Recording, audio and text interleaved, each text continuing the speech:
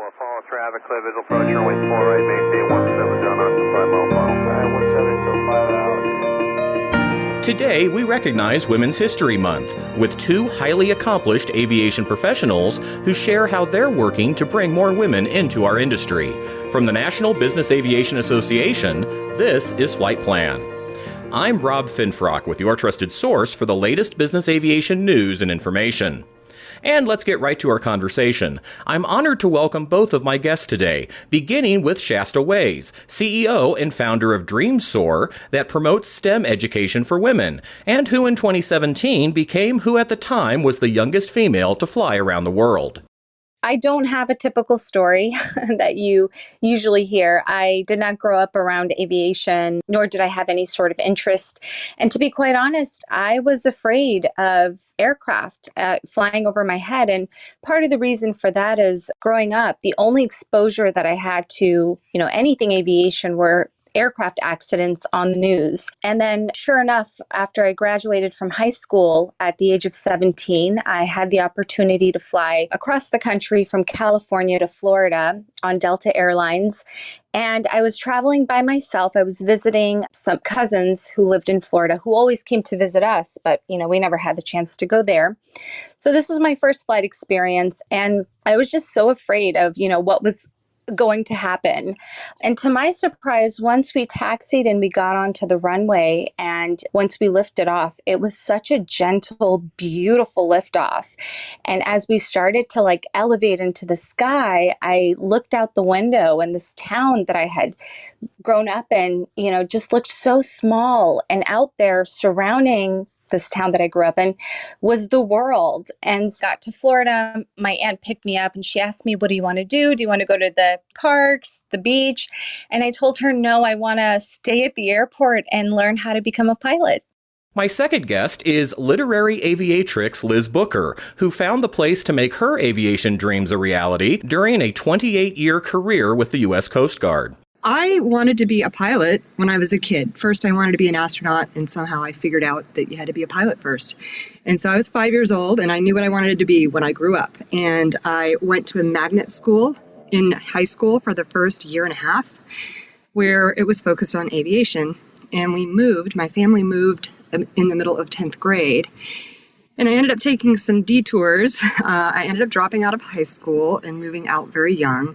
And when I was 18, I enlisted in the United States Coast Guard.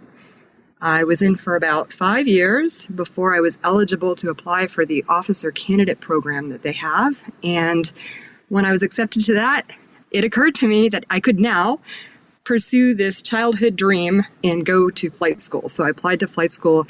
The Coast Guard attends Navy Flight School in Pensacola, and spent about a year and a half there, and then went on to fly the H-65 Dolphin helicopter at 3 units, in addition to doing quite a few other things in the Coast Guard, including being a diplomat in my last tour.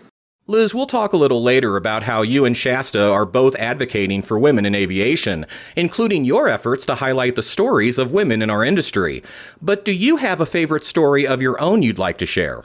I could probably just sum up my entire career in the Coast Guard, and especially the flying, with just a sense of pride and satisfaction in the missions that we conducted. Primarily search and rescue, law enforcement as well. And so there was just a real sense of joy knowing that all of that training and your crew coordination, the people you were working with, all working together as a team, had the ability to impact somebody's life in such an important way. So that was wonderful. But in terms of my aviation career, the thing that I'm most proud of and most enjoyed was having the opportunity to network the women in the Coast Guard. I was in a position as an HR manager for aviation after having received a master's degree in public administration, and I kind of made it my mission to help the women coming behind us and to connect our women who were serving mainly in isolation at the 27 air stations around the Coast Guard. And Women in Aviation International was a big help with that. With their annual conference, we were able to bring people together and establish some mentoring and networking sessions there. This is 10 years ago. And we're able to push our issues up to senior leadership with the power of all of our voices behind us and implement meaningful policy changes that helped the women who came behind us.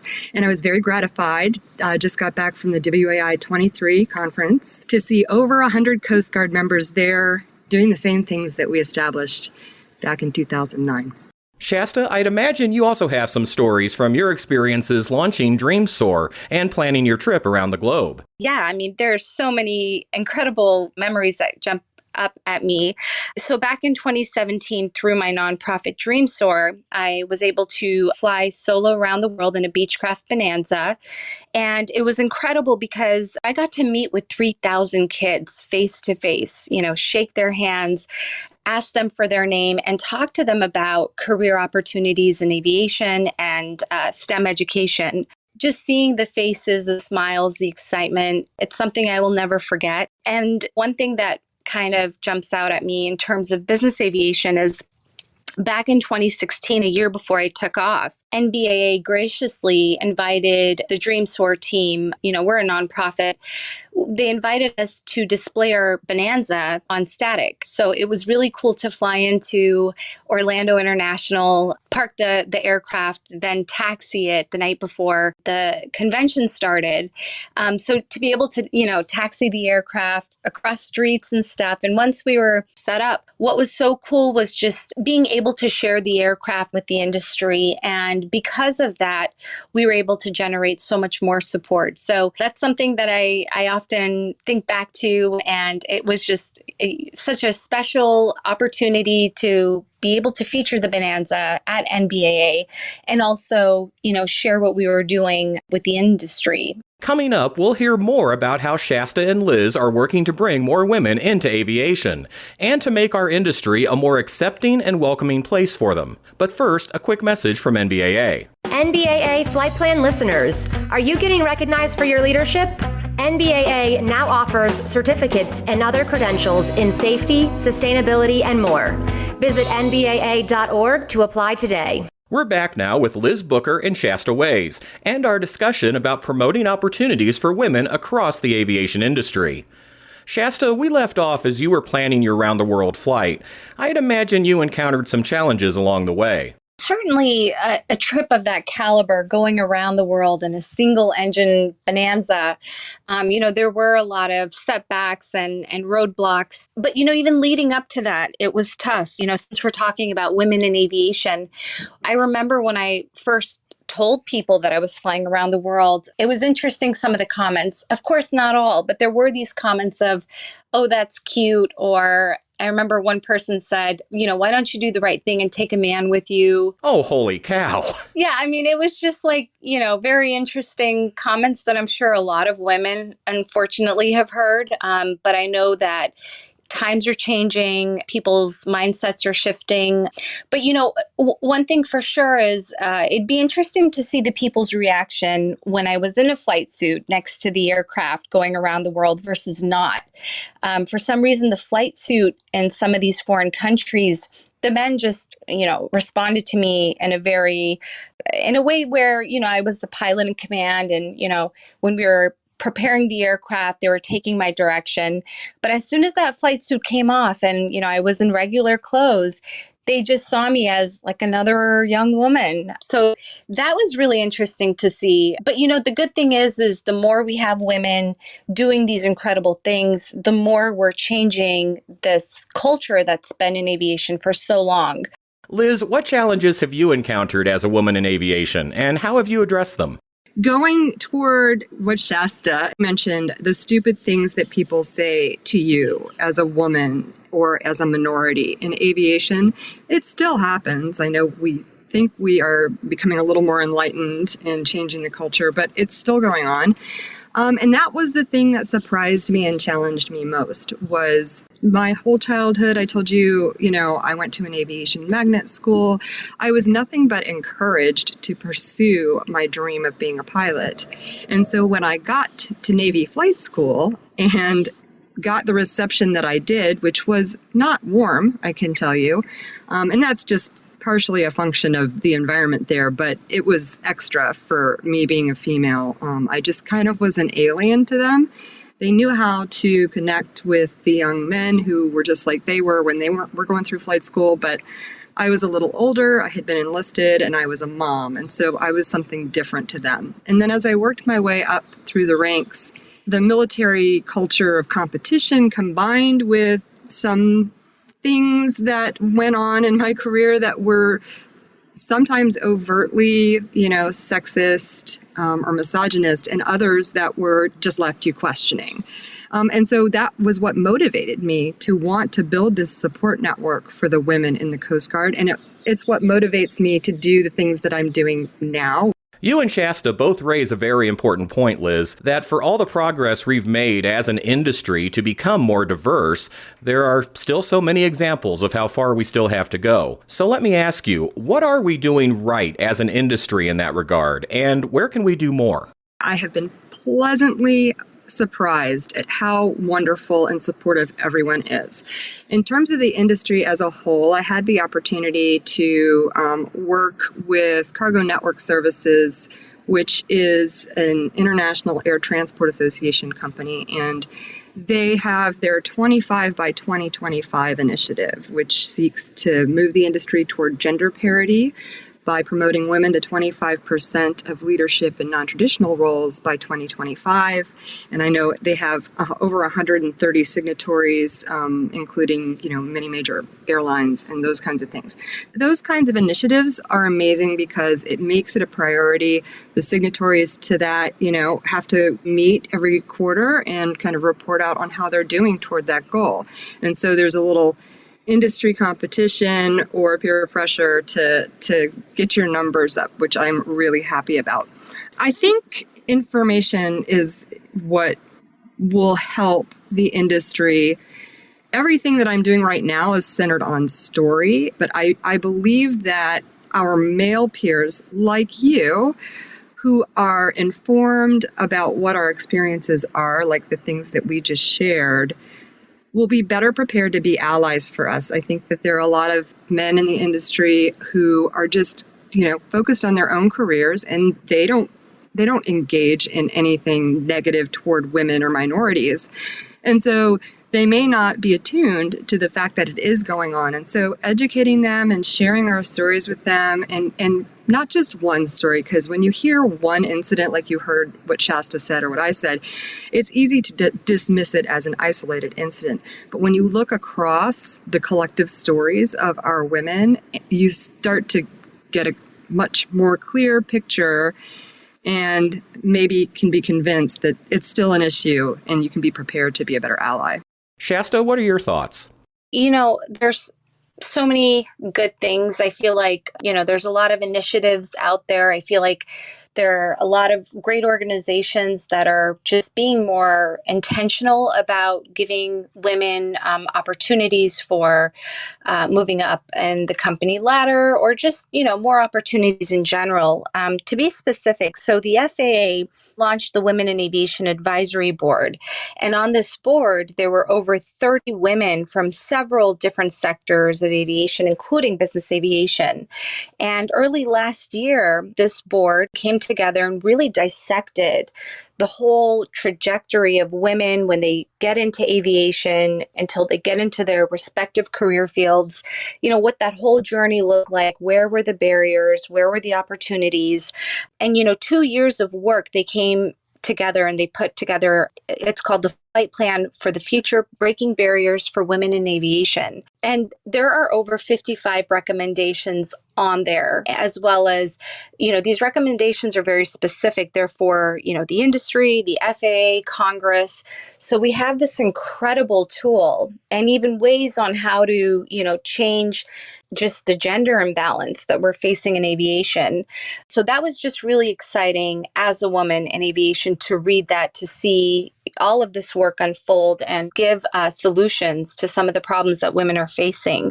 Because there are so many women out there that are putting in the work and just putting their heart out there to help women in our industry feel connected and a place where they feel like they can grow and just be themselves. Now let's talk about how the two of you are working together toward that goal. Liz, how did you become a literary aviatrix? So while I was in active duty, I had the idea for a story. It is a young adult story about a girl who learns how to fly. And it was a story that just wouldn't leave me alone. I was in the middle of my aviation career. I certainly didn't have time to be trying to write anything, but I did. I wrote this novel and I read it and it was garbage. I discovered that I knew how to fly, but I didn't know how to write. So over the next several years, I attended workshops and writers' critique groups and ultimately got a Master of Fine Arts in Writing for Children and Young Adults and retired in 2019 to write full-time.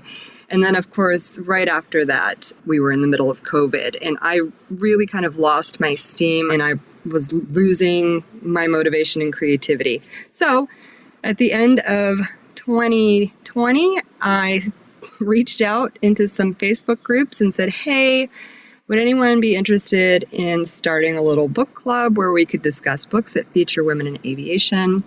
And in the first 5 minutes, I had over 40 responses. And so very quickly, I scrambled and figured out how to make a Facebook group. And by the end of the first week, we had 600 members. And at the end of the first month, we had 1,200, and now we're up around 2,000. And now it's over 600 books on the market that feature women in aviation in all genres and for all ages, covering the span of our history.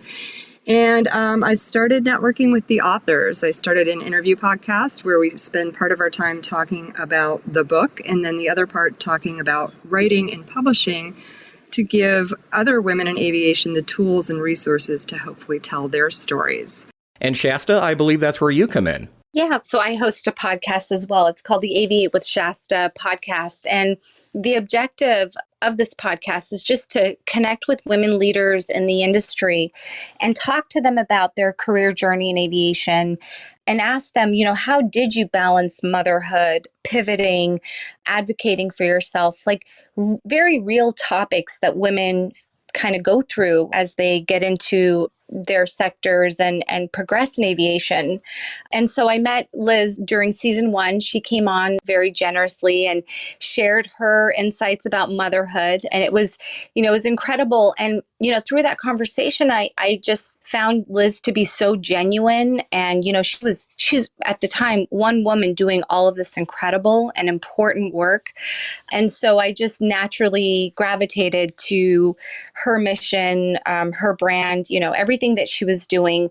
So that's how her and I met, was through the podcast. And then, as time went by, my business partner, Michael Wilds, and I, we both are on the Dream Soar board. And, we kept thinking, in order to really change the narrative for women in aviation, rather than, complaining about how the narrative is not that great and it doesn't really capture our journeys in aviation and our stories, what better way than to kind of start up a media company to, focus on changing the narrative of women and really giving women a platform to be able to do their work in a very efficient way. I love everything that Shasta and Michael are doing with DreamSoar, and I recognize that they're building something unique, but it also incorporates the many, many other organizations that are out there trying to promote women in aviation.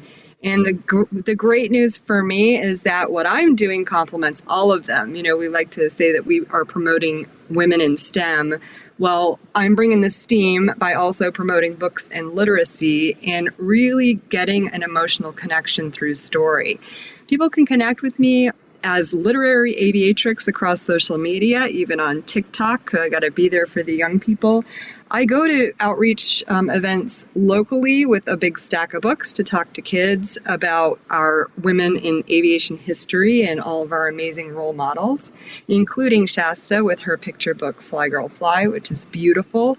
And then anyone is welcome to join an Aviatrix book club discussion, and we host virtual discussions a couple of times throughout the month.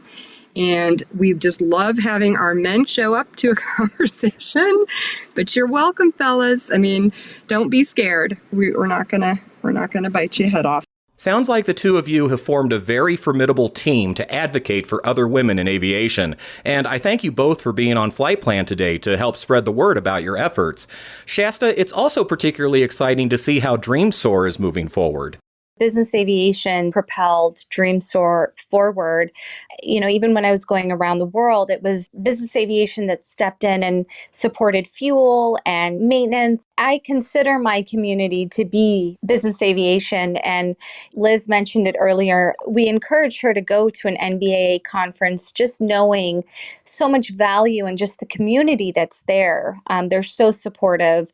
So just a special thanks to business aviation as well as NBAA for giving organizations like DreamSoar a platform to do the work that we feel is very important and impactful. To learn more about Shasta and Liz's efforts to bring women into aviation, be sure to visit dreamssoar.org, aviateplatform.com, and aviatrixbookreview.com, and by searching for Literary Aviatrix on social media. Of course, encouraging women to pursue aviation careers is also a key focus of NBAA's work to foster a more diverse, equitable, and inclusive business aviation community. To learn more about NBAA's efforts, visit nbaa.org/diversity. And that's the latest from the National Business Aviation Association. Remember, you can subscribe to all Flight Plan episodes at Apple Podcasts, Google Podcasts, and Spotify, or wherever you find your favorite podcasts, including by asking your virtual assistant or connected device. Of course, you can also download Flight Plan directly from nbaa.org. I'm Rob Finfrock. Thanks for listening, and be sure to join us next time for a new episode of Flight Plan. Right base, sending out 3500. We got him inside. We're still on 170 coming.